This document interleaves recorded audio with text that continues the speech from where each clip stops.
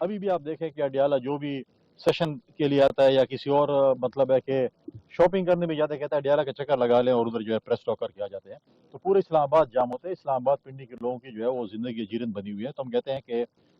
قیدی کی حفاظت کے لیے بھی اور عوام کی سہولت کے لیے بھی میں سی ایم پنجاب سے ریکویسٹ کروں گا کہ پنجاب کی کسی جیل میں جو ہے اس کو ایسی سائٹ پہ شفٹ کر دیں، یا کسی اور صوبے اگر بھیجنا چاہتے ہیں تو اور صوبائی چیف منسٹر سے جو بھی لیگل کرے اسے پورا کر کے اس کو سائٹ پہ بھیجنا چاہیے، تاکہ پھر وہ اپنی جو ان کی سزا ہے وہ بھی بھگتیں، اور جو پھر جن کی ملاقات کا ٹائم فکس ہوتا ہے، جس کی ملاقات ہو وہ ملاقات بھی کر سکتے ہیں۔ کم از کم اسلام آباد جو کیپٹل ہے وہ اس کم از کم یہ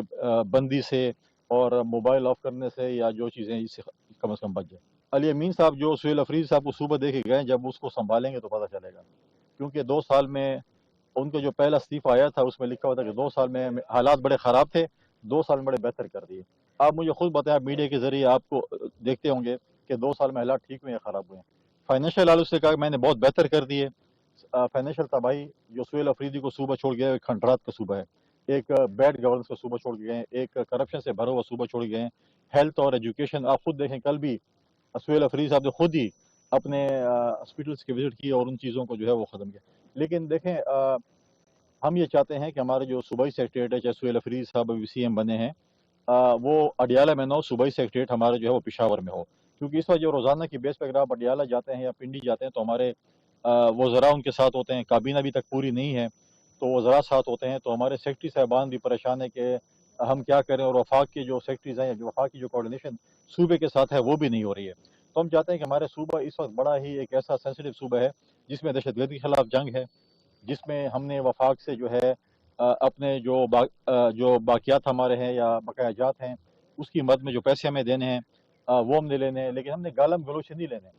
اب جو پچھلے سی ایم تھے اس کا تو کام ہی تھا گالم گلوچ کے علاوہ، ہم نے اگر وفاق سے پیسے لینے، اپنے صوبے کا اگر حق لینے، وہ دلیل اور دلائل سے لینا ہے۔ اور یہاں پر جو ہے جب تک ہم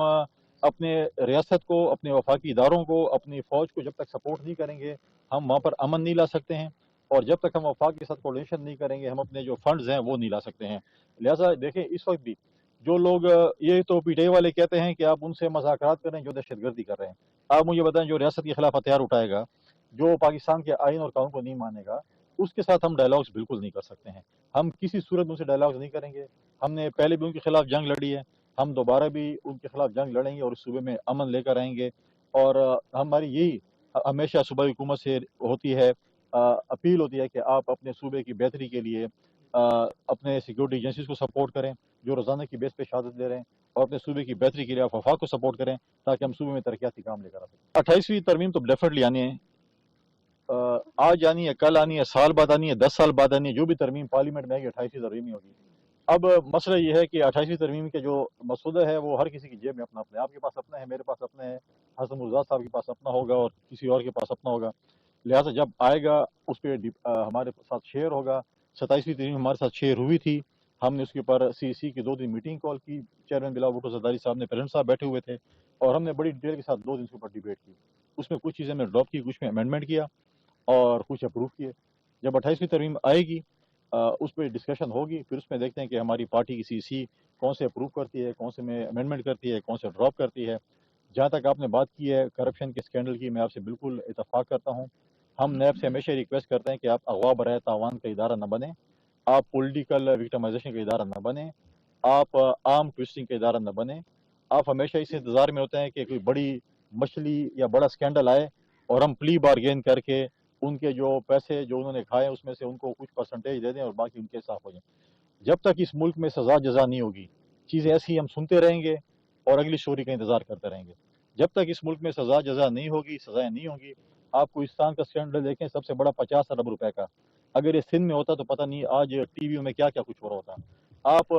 بلین ٹری کا دیکھیں، آج کوئی سونامی ٹری کا نام لینے والا ہے پی ٹی آئی کا؟ آج بھی ان کا سی ایم بیٹھا ہوا ہے نا، بولے دیکھیں اگر ہم کہتے ہیں کہ بیسک انکم سپورٹ پروگرام ہے تو پاکستان پیپلز پارٹی کا فلیگشپ شعبہ ہے۔ اگر موٹر ویز ہیں، نواز شریف صاحب نے شروع کیا تھا، پی ٹی آئی تو بتایا کہ انہوں نے کیا کیا کہ ہم اس کا نام لیں۔ ہاسپٹلس کا آپ نے حالت ان کی دیکھ لی ہے، ایجوکیشن کی آپ نے حالت دیکھ لی ہے، ان کی کیا پوزیشن ہے، ان کے جو بیوٹیفیشن آف پشاور اور باقی تھے ان میں جس طریقے سے کرپشن ہوئے ہے۔ اگر آج حکومت کے پاس اتنے ادارے ہیں، وفاقی حکومت کے پاس، اگر وہ سنجیدہ ہوتی ہے اور ان کی کرپشن نکالتی ہے تو مجھے نہیں پتا کہ پتہ نہیں کون بچے گا، شاید ہی کوئی بچے۔ آپ کو یاد ہے جب ہم کہتے تھے کہ آئیں بیٹھتے ہیں، آئیں چارٹر آف ڈیموکریسی کی بات کرتے ہیں یا چارٹر آف اکانومی کی بات کرتے ہیں، کہتے ہیں ہم تو آپ سے ہاتھ میں نہیں ملانا، ہم آپ سے ملتے بھی نہیں ہیں۔ آج خود بند گلی میں آئے گئے ہیں اور امپورٹڈ اپوزیشن لیڈر لے کے آئے ہیں۔ اپنی پارٹی میں ان کے پاس بندہ ہی نہیں ہے جس پہ یہ اعتماد کر سکیں کہ لیڈر وہی محمود خان چکری صاحب جس کے کارٹون بناتے، جس کے پیچھے ان کے عمران خان صاحب کیا کیا کچھ نہیں کہتے تھے، آج انہی کے در پہ بیٹھے ہوئے ہیں۔ آج مولانا فضل الرحمان کے پاؤں پڑے ہوئے ہیں کہ آپ ہمارے سیاسی مسیح بن جائیں۔ فائنینشیل حالت سے کہا کہ میں نے بہت بہتر کر دی ہے۔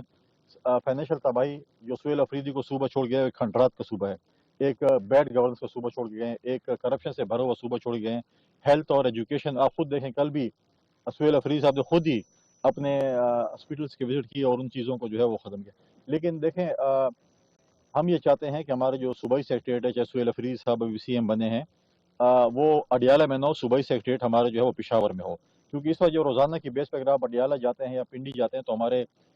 وزراء ان کے ساتھ ہوتے ہیں، کابینہ ابھی تک پوری نہیں ہے تو وزراء ساتھ ہوتے ہیں، تو ہمارے سیکرٹری صاحبان بھی پریشان ہیں کہ ہم کیا کریں، اور وفاق کے جو سیکرٹریز ہیں، جو وفاق کی جو کوارڈینیشن صوبے کے ساتھ ہے وہ بھی نہیں ہو رہی ہے۔ تو ہم چاہتے ہیں کہ ہمارے صوبہ اس وقت بڑا ہی ایک ایسا سینسٹیو صوبہ ہے جس میں دہشت گردی کے خلاف جنگ ہے، جس میں ہم نے وفاق سے جو ہے اپنے جو باقیات ہمارے ہیں یا بقایا جات ہیں اس کی مد میں جو پیسے ہمیں دینے ہیں وہ ہم نے لینے ہیں، لیکن ہم نے گالم گلوچ نہیں لینے۔ اب جو پچھلے سی ایم تھے اس کا تو کام ہی تھا گالم گلوچ کے علاوہ۔ ہم نے اگر وفاق سے پیسے لینے، اپنے صوبے کے اگر حق لینے، وہ دلیل اور دلائل سے لینا ہے۔ اور یہاں پر جو ہے جب تک ہم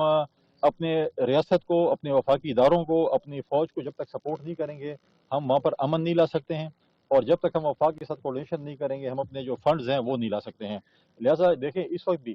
جو لوگ یہ تو پی ٹی آئی والے کہتے ہیں کہ آپ ان سے مذاکرات کریں جو دہشت گردی کر رہے ہیں، آپ مجھے بتائیں جو ریاست کے خلاف ہتھیار اٹھائے گا،